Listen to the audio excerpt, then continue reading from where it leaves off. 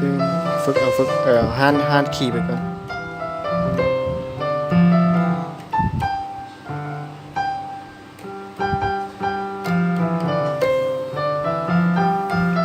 ขี่แล้วก็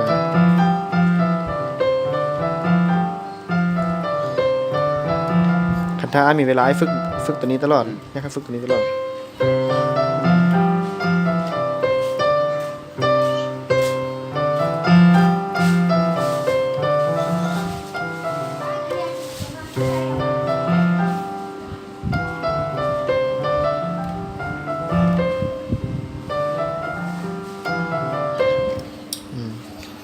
ก็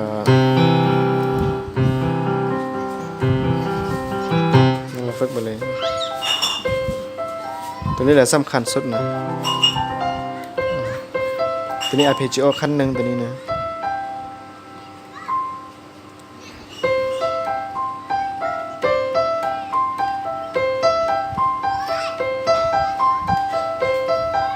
ผมรู้สึกว่าใครกว่านั้นมื้อนั้นแล้วเนาะ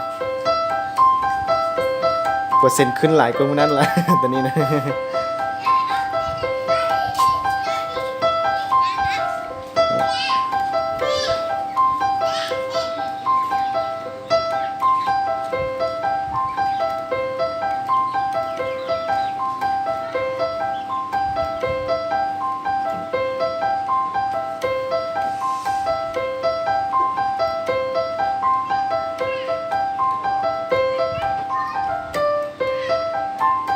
แล้วก็ให้เปลี่ยนเป็นพร้อมเลย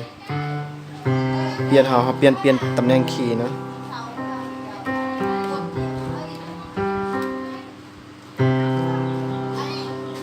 ผมวางนิ้วนี้ซะมันจริงสะดวกเอาตัวนี้ใส่ซะเอาตัวนี้วางซะเอาตัวนี้เอาคีย์นี้เอาตัวนี้วางซะไม่หรอก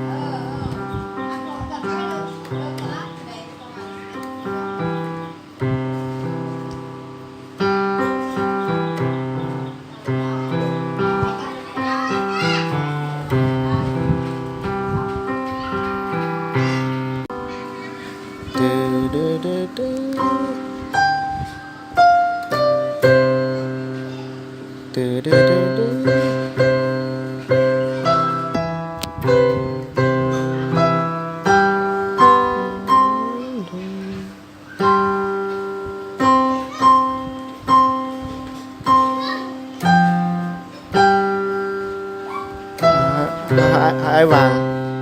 วางนิ้วคือเมื่อวานนี้เลยคือวันนี้น้องป้องนะถ้าวางนี่แล้วก็มีแต่เฮาพยายาม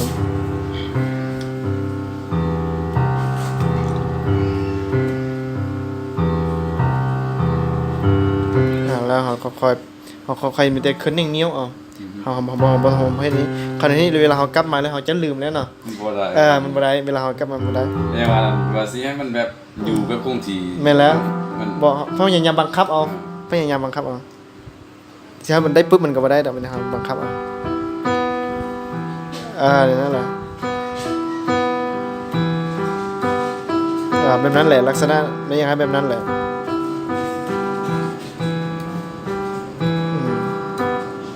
แล้วมันจะสะดวกง่าย